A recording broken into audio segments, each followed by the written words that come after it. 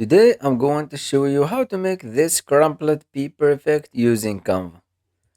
Go to Canva and after opening new project, go to uploads, and after uploading your image, drag it to the design. Let's adjust the size. Go to elements and type crumpled paper. Let's go to photos. Let's use this one.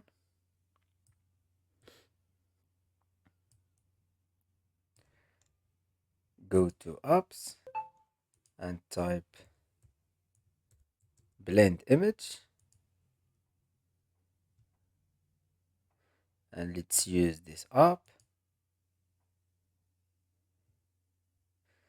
Top layer, select this crumpled paper and click use selected image, and for the bottom layer click in your image and click use selected image and choose multiply and click add to design,